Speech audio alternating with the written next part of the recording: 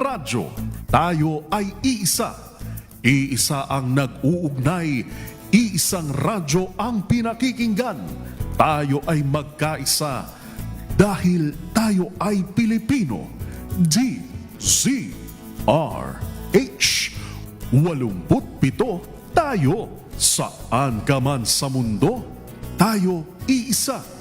Tayo Pilipino. Serbisyong tapat sa iyo, DZRH.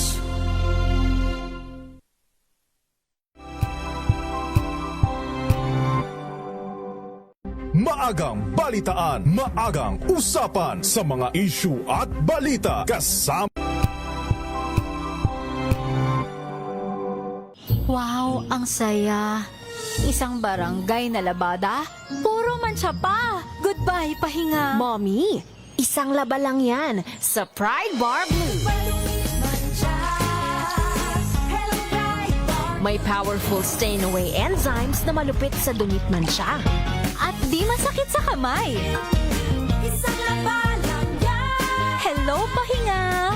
Hello, Pride Bar Blue. ACS. Tanggaling-galing mo.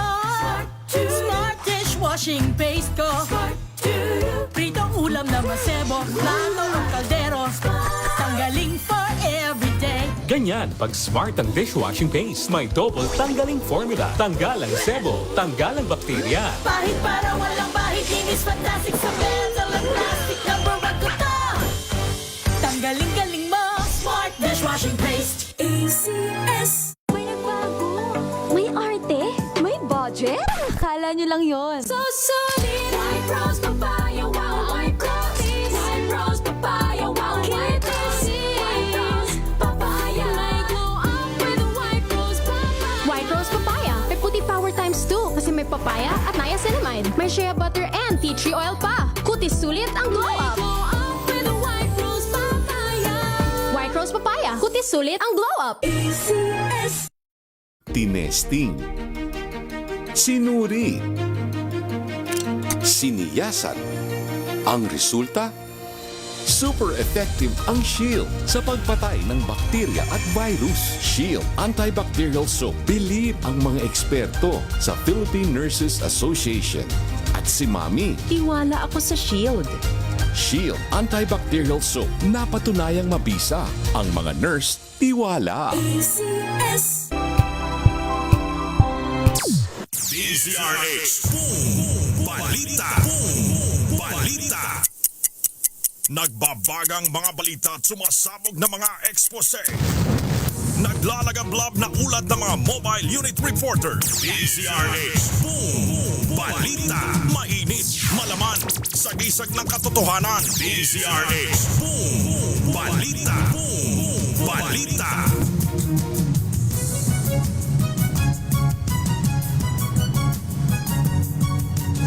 Magandang hapon Luzon, Visayas at Mindanao sa ulo ng ating mga balita. Balita. Balita. Dalawang opisyal ng Department of Health na nahaharap sa iba't ibang kaso nagbitiw na sa pwesto ayon sa Malacanang. Balita. Balita. Pastor Apollo Kibuloy hindi mahaharap sa death penalty sa Estados Unidos sakaling ma-convict. Ayon naman yan sa Department of Justice. Balita. Balita. Bilang ng mga napaulat na nasawi dahil sa bagyong Luis, Maymay at pinalakas na habagat, umabot na sa 22 ayon sa NDRRMC. Balita. Balita. Big time oil price hike asahan sa susunod na linggo. Balita. Balita. At sunog sumiklab sa isang residential area sa Pasay City. Kasalukuyang nasa ikatlong alarma. Balita. Balita. Yan ho ang ating headlines ngayong Sabado ng hapon. Dito ho sa programang DZRH Boom Balita sa pangalan ho ni Yuel Reyes. Ako po ang inyong makakasama sa isang oras na balitaan. Ito po si Kyle Bulias ng DZRH, una sa Pilipinas, una sa Pilipino. Balita. Balita. Bago lamang ho sa detalye ng ating mga balita, Labas po muna tayo ng ating himpilan at makibalita dyan sa naganap na sunog dyan ho sa bahagi ng Pasay City.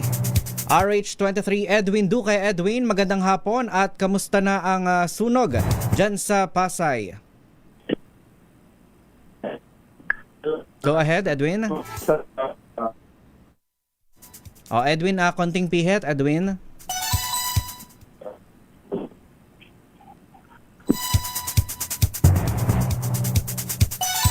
Babalikan ho natin ang linya ng komunikasyon kay Edwin Duque, pero sa detalye muna ng ating mga balita. Kinumpirma ng Malacanang na 2 undersecretaries ng Department of Health ang nagbitiw sa pwesto. Ang mga nagbitiw na opisyal ay sina Undersecretaries Randy Escolango at Glenn Matthew Bagao. Itinalaga si Escolango bilang DOH Undersecretary noong August 1, 2025, kapalit ni Maria Rosario Vergire. Nahaharap siya sa reklamo sa Ombudsman kaugnay ng umano'y illegal na appointment at close procurement scheme sa DOH. Samantala, nahaharap rin sa graft and administrative complaint si Bagao dahil sa umano'y conflict of interest. Batay sa reklamo, isang kumpanya ang sinasabing pag-aari ng kanyang kapatid ang nakakuha ng 140.99 million pesos na health infrastructure projects noong 2025. Sa ilalim yan ng Health Facilities Enhancement Program ng naturang ahensya. Hindi mahaharap sa death penalty ang religious leader na si Pastor Apollo Kibuloy sakaling ma-convict ito sa bansang Estados Unidos. Ito ang tiniyak ng Department of Justice kasabay ng pagsisimula ng pag-review nito sa extradition request para kay Kibuloy. Ayon kay Chief State Counsel Dennis Arvanchan, sisiguruhin ng pamahalaan, partikular na ang DOJ, na hindi papatawan ng parusang kamatayan ng Kingdom of Jesus Christ founder. Giit ni Chan, naghahanda na ang ahensya para masigurong naayon sa treaty ang hiling ng US na i-extradite si Kibuloy bago maihain sa korte ang petisyon. Kumpiyansa naman ng DOJ na magkakaroon ng paborableng court ruling sa nasabing petisyon basta't nasusunod ang lahat ng requirements sa ilalim ng Philippine-US Extradition Treaty. Balita.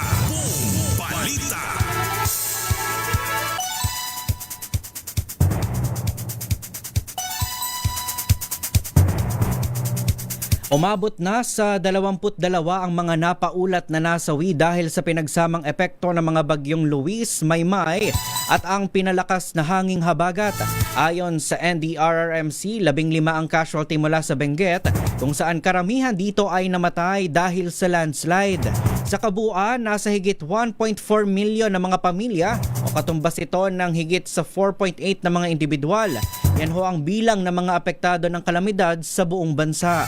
Higit naman sa 44,000 na individual ang kasalukuyan pa ring nanunuluyan sa mga evacuation center. Samantala, sumampa na sa higit 3.33 billion pesos ang halaga ng iniwang pinsala sa infrastruktura, habang aabot naman sa higit 689.7 million pesos ang halaga ng pinsala sa sektor ng agrikultura. Balita. Sa iba pa nating mga balita, namumurong tumaas ang presyo ng petrolyo sa susunod na linggo. Batay sa pagtaya ng oil industry sources, maaaring tumaas ng 3.75 pesos hanggang 4.25 pesos kada litro ang diesel, habang 2.50 pesos naman hanggang 3 piso ang kada litro sa gasolina pagsapit huyan ng August 18. Iniuugnay ang nakaambang taas presyo sa patuloy na pangamba sa supply ng ngis, habang wala pang katiyakan kung kailan muling magbubukas ang Strait of Hormuz. Nakadaragdag din ang sa presyo ang pagbaba ng global fuel inventories, bunsod ng mga problema sa produksyon ng ilang refinery. Gayunman, maaari pang magbago ang final price adjustment dahil may natitira pang isang araw ng trading. Balita.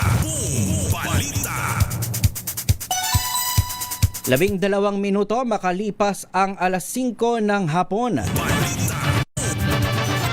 Flash Report.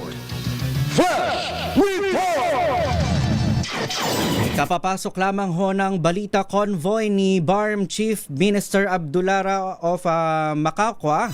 inambush. Alamin natin ang detalye mula kay RH19, June Di Makutak. June. Yes, kapapasok lamang itong balita, no? Kasi halos kanina ay palabas kami ng Mother Kabuntalan dahil sa ginanap na itong Bangsamoro Federalist Party Assembly kung saan ay nanumpa bilang miyembro si Chief Minister Abdul Rauf Makakwa. Halos hindi kami makalabas dahil sa mayroon palang bomb threat. And then ito namang convoy ni Chief Minister Abdul Rauf Makakwa, nung sila ay binapaypay na nila itong Barangay Bito dyan sa May Tabiran, bigla silang pinaputukan. At isa sa mga sasakyan ng Chief Minister ang umano'y tinamaan. Hindi pa masiguro kung may tinamaang tao doon sa loob at patuloy pa nating biniberipika ito as long na ito namang nasabing ambush ay kinumpirma mismo at nakausap ko bago lamang ang Chief Minister Abdul Rauf Makakwa at hindi naman siya nasaktan sa naturang pananambang itong ambush, ano? At ongoing yung investigation dito at patuloy tayong nangangalap ng information kung may tinamaan ba dito sa nasabing sasakyan o tinamaan ng bala. Yan lang muna ang ating maibigay na details. May kugnayan dito sa nangyaring panambang sa convoy ni Chief Minister Abdul Rauf Makakwa habang palabas ng Barangay Gambar ngayong hapon. Mula sa Central Mindanao, RH19, June Di Makutak, DZRH, una sa Pilipinas, una sa Pilipino. Maraming salamat RH19, June Di Makutak. Flash Report. Flash Report. Basta't may nangyari, unang maririnig sa kauna-unahan. DZRH. Flash Report. Antabayanan ho natin ang development sa storya na yan. Dito lamang ho sa DZRH News.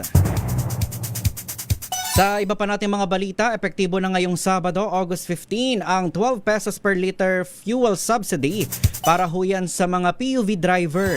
Ayon sa Land Transportation Franchising and Regulatory Board, nasa 1,800 pesos ang matitipid ng mga kwalipikadong benepisyaryo sa ilalim ng naturang fuel discount.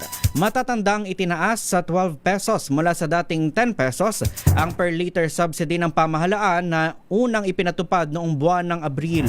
Sabi ni Executive Secretary Ralph Recto, ang tinaasang fuel subsidy ay bunsod ng nararanasan pang krisis sa langis, dulot na nagpapatuloy na tensyon sa gitnang silangan. Balita. Balita. Samantala, balikan na natin si RH23 Edwin Duque. Kaugnay pa rin ng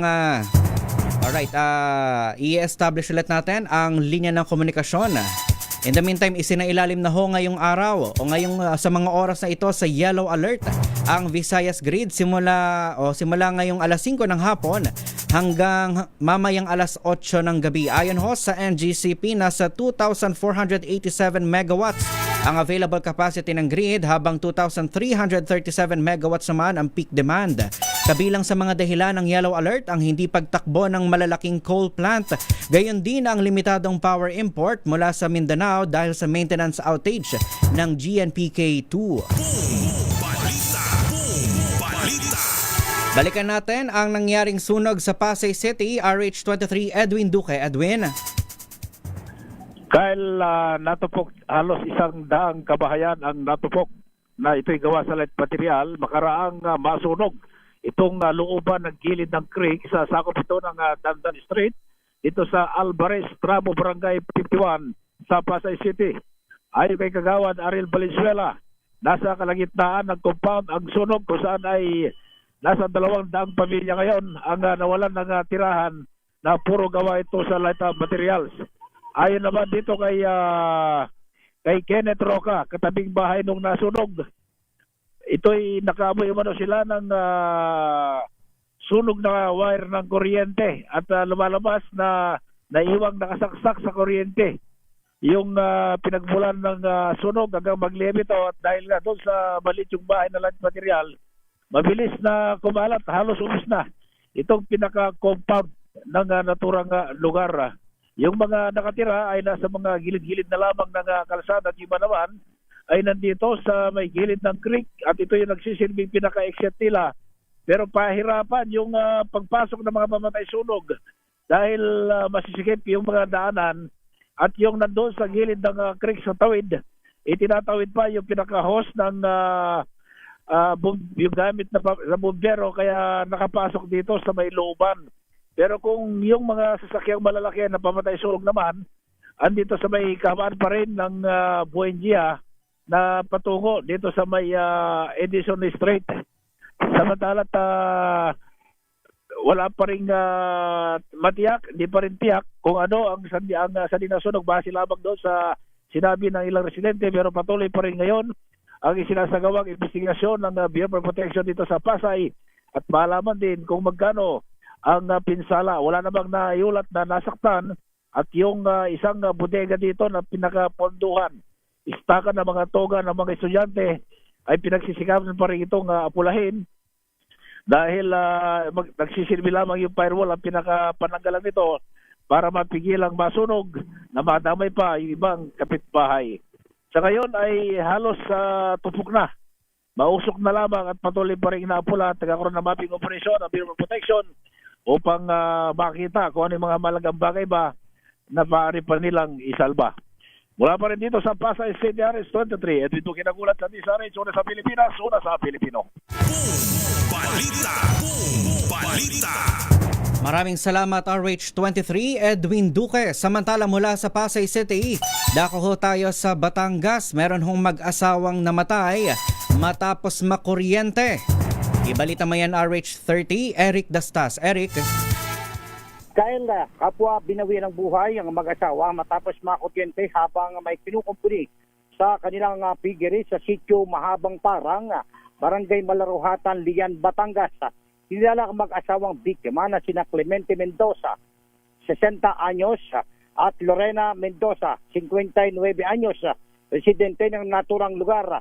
Ayon sa investigasyon ng Lian Municipal Police Station, may ginagawa sa piggery si Mang Clemente nang mapansin nito ang isang wire na nakalawit. Subalit ang hawakan nito ay di napansin na naka-expose na ang wire. Sa bilisan niya ng pangyayari ay napasugod ang asawa nito at nahawakan din si Mang Clemente. Naisugod pa sa Apacible Memorial District Hospital ang mag-asawa. Subalit hindi na rin nga ito nailigtas ng mga doktor. Ito si Eric Tastas para sa DZRH, una sa Pilipinas, una sa Pilipino. Balita. Balita. Maraming salamat RH30 Eric Dastas. Babalikan ho natin ang detalye ng ating iba pa nating mga balita. Makalipas lamang po ang ilang paalala. Pilipinas, ang ating oras 21 minutos makalipas ang alas 5 ng hapon. This time check is brought So good! Hormeo sa tanghon! So bagay sa bawat celebration! So easy, so dummy! Hormeo sa tanghon! Komea Sotanghon. So good. Sotanghon. Kalalala Falcon! Kalalala Falcon! Ang bango ng sampayan! Tara na magsayawan! Kalafagton, amoy nakaka-joyful. God has helped us really develop that attitude of gratitude because we have so much to be thankful for being here in Canada. So we are here with MX3. I get to be so active in sports, but also doing this line of work. Even when we travel, when we bring MX3 with us, it's really helping us a lot. It's a must-have. Yeah. We never leave home without it. MX3 is our supplement of choice. Dito kami bilib. Mahalagang maalala, ang MX3 capsule ay hindi gamot at hindi dapat gamiting panggamot sa anumang uri ng sakit. Kalalala Falcon! Kalalala Falcon! Ang bango ng sampayan! Tara na magsayawan! Kalafagton, amoy nakaka-joyful.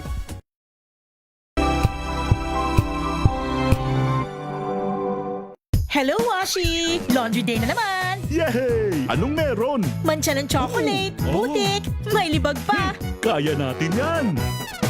With Pride Washing Machine Detergent, may triple stain-away formula. Tanggal ang makapit, madikit, at malupit na dumit mancha. Kaya easy-easy ang labada. Mula noon hanggang ngayon. All you need is pride. All you need is pride. ACS. Maulan man, no worries na amoy kulog ang damit. Charm Fabcon. Bangong kumakabloom. Tanggal amoy kulog sa bango ng charm. Kaya gamit ko, Charm Fabcon with Bloom Fresh technology. Kills 99.9% of kulob-causing bacteria. May aroma burst pa of thousands of flowers and berries. Ang sampay sa loob, no amoy kulob. Bangong kumakabloom sa charm. Charm Fabcon. ACS. Sa lahat ng bagay, simula pa lang, siguraduhing max protection na. Kasi pag kulang ang proteksyon, baka madaling masira. Sa ngipin, dapat may max protection din. Max Alaga ng Unique Toothpaste. With Max Protect Formula. Help stop cavities before they start. While keeping breath fresh. Try Unique Maximum Fluoride Protection. Para Max Alaga, Max Protektado. ACS. Galalala Fabcon. Galalala Fabcon. Ang bango ng sampayan. Tara na magsayawan. Calafabcon, amoy nakaka-joyful.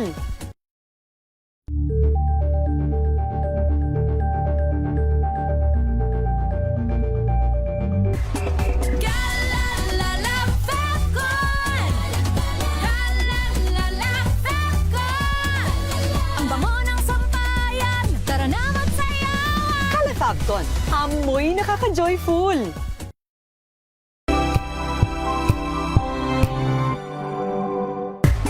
Galalala Fabcon. Galalala Fabcon. Ang bango ng sampayan. Tara na magsayawan. Calafabcon, amoy nakaka-joyful.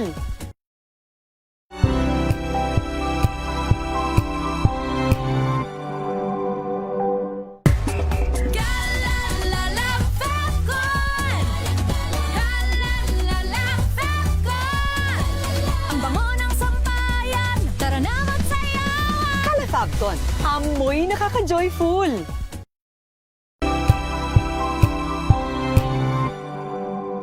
Si Kuya Angelo Palmones sa Magandang Umaga Pilipinas. Mula Lunes hanggang Biyernes.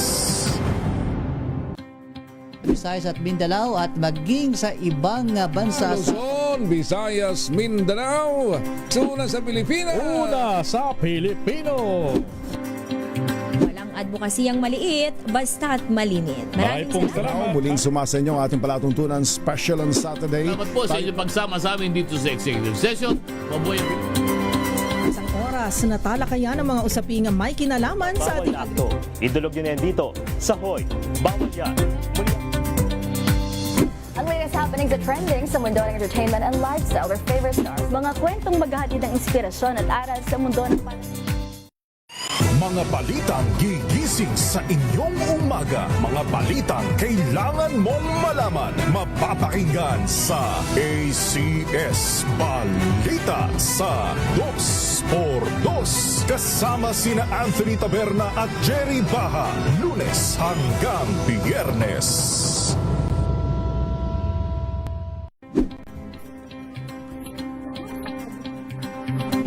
Discarte.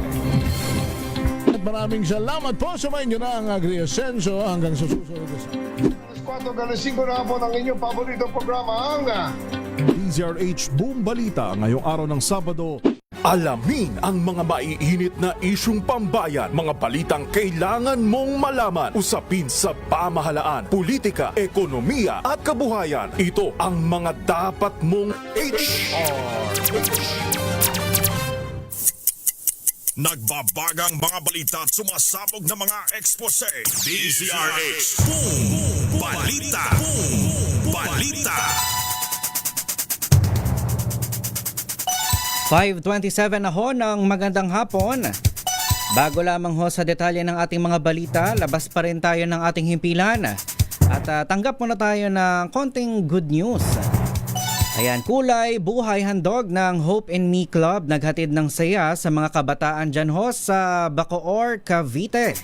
Alamin natin ang latest mula kay Iza Gabriel ng DZRH Operation Tulong. Iza, magandang hapon.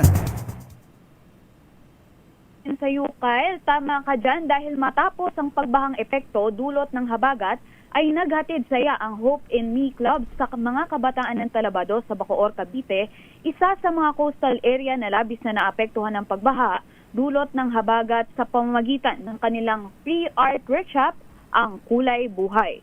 Dinaluhan ito ng humigit kumulang 100 mga bata kung saan iba't ibang mga aktibidad din gaya na lamang ng storytelling, drawing, coloring session at iba pang arts and craft activities ang hinanda para sa kanila ng Hope in Me Club sa pangunguna ng kanilang founder and president na si Dr. Maria Cristina Ignacio Alberto o mas kilala bilang Doktina, kasama rin ng mga volunteers at scholar ng kanilang organisasyon. Aniya, isa ito sa mga paraan na kanilang naisip upang maabot ang ating mga kababayan, higit lalo ang mga kabataan para mabigyan ng proyektong magpapalawak ng kanilang kaalaman, kasabay ng pagpapanatili ng isang malusog na pamayanan sa pamamagitan din ng kanilang isinasagawang mga feeding mission, kung saan ito lamang ang nagdaang araw ay kanilang isinagawa ang pamamahagi ng 1,000 pizza na nadugtungan pa, no? Maraming humirit kasama Kyle, no? At nadugtungan nga ito ng proyektong 10,000 pizza sa iba't ibang bahagi rin ng Cavite. Kasama Kyle, may ngiti sa labi ang mga bata nang matapos ang programa dahil bukod sa aktibidad na inihanda para sa kanila, ay uwi din nila ang mga art materials na siyang panimulang gamit upang masimulan nila na iguhit at kulayan ang munting mundong kanilang sisimulan. Ito si Iza Gabriel para sa DZRH, una sa Pilipinas, una sa Pilipino. Maraming salamat, Iza Gabriel ng DZRH Operation Tulong. Balita. Alas 5:30 na ho ng hapon, sa pagpapatuloy ho ng ating balitaan, itinanggi ni National Bureau of Investigation Director Attorney Melvin Matibag ang mga kumakalat na balitang nasa Davao City siya upang arestuhin si Senator Bato de la Rosa. Ayon kay Matibag, isang steel company ang pakay ng NBI at ng Presidential Anti-Organized Crime Commission sa kanilang operasyon. Ang paglilinaw ay matapos i-raid ng NBI ang Davao Mighty Steel Corporation sa Barangay Ilang dahil sa umano'y paggawa ng substandard reinforcing bars na may radioactive materials. Reaksyon din ito ni Matibag sa gitna ng mga espekulasyong nagtungo siya sa Davao para arestin si De La Rosa na mayroon umanong outstanding arrest warrant mula sa International Criminal Court. Samantala, naisumite na sa Senate Impeachment Court ang lahat ng bank at financial records na ipinapasabina kaugnay ng impeachment trial ni Vice President Sara Duterte. Ayon kay Clerk of Court Renato Bantog Jr., lahat ng bangko at financial institutions na inisyuhan ng sabina ng korte ay nakapagpasa na ng mga hinihingi sa kanilang dokumento. Kabilang aniya rito ang certified true copies ng financial records na hiniling ng impeachment court sa Bureau of Internal Revenue at Anti-Money Laundering Council. Ang mga naturang dokumento ay gagamiting ebidensya sa nagpapatuloy na paglilitis sa pangalawang Pangulo. Kaugnay ng balitang yan, hiniling ng kampo ni Vice President Sara Duterte sa Quezon City Regional Trial Court na payagan ng oral arguments kaugnay ng kanyang motion to quash sa kinakaharap na grave threats case. Ayon kay Attorney Paul Lawrence Lim, legal counsel ng Vice Presidente, mahalagang dinggin ang kanilang mga argumento dahil sa malawak na epekto ng kaso. Hiniling din ng kampo ni Duterte na huwag munang maglabas ng warrant of arrest laban sa Vice Presidente habang hindi pa nare-resolba ang usapin sa jurisdiction ng korte. Sinampahan ng Department of Justice si Duterte ng kasong grave threats kaugnay ng kanyang mga pahayag noong November 2024 tungkol kina President Bongbong Marcos Jr., First Lady Liza Araneta Marcos at dating Speaker Martin Romualdez. Iginiit naman noon ni Duterte na walang basihan ang mga reklamo laban sa kanya. Samantala, ibinasura na ng DOJ ang hiwalay na reklamong inciting to sedition. 8 testigo naman ang ihaharap ng prosekusyon sa bail hearing ni Senator Rodante Marcoleta at kanyang mga co-accused sa kasong plunder.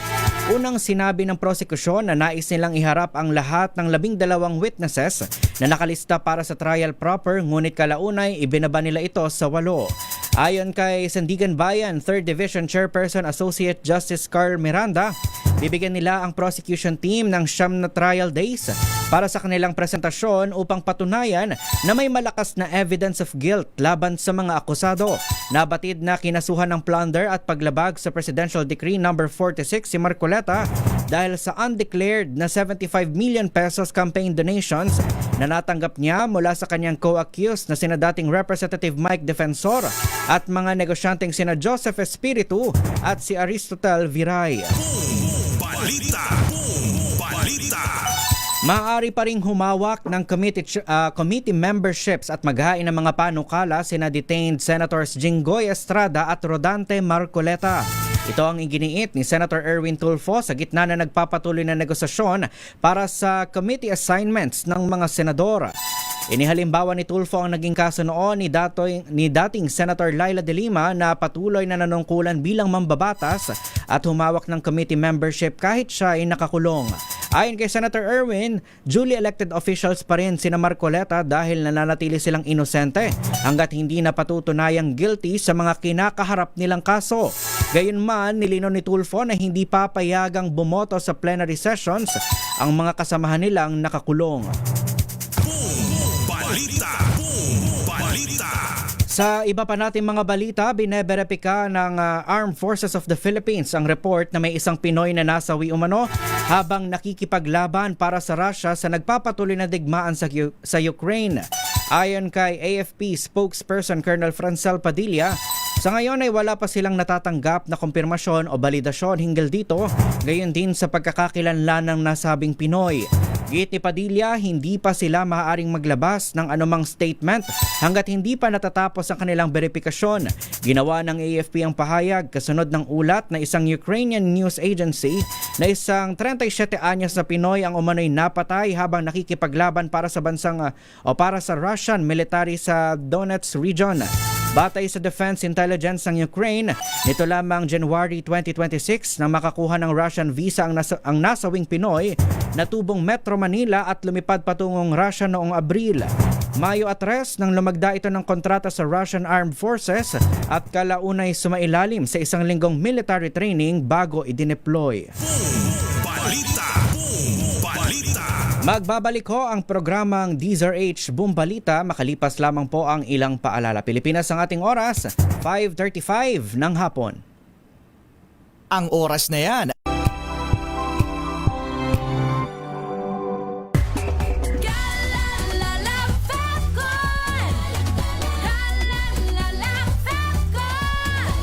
Ang bango ng sampayan, tara na magsayawan. Calefabcon, amoy nakaka-joyful.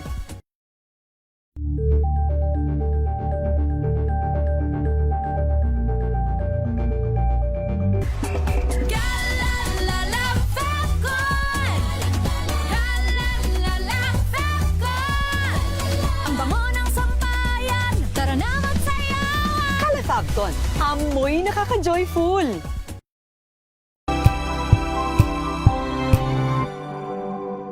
Tumunog na ang gandingan para sa kalikasan. Ang itinanghal bilang Best AM Radio Program Host ay si Cesar Chavez para sa special on Saturday ng DZRH.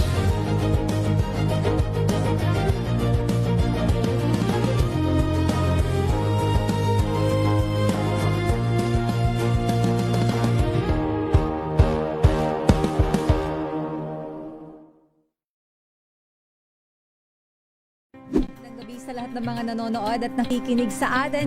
Thank God it's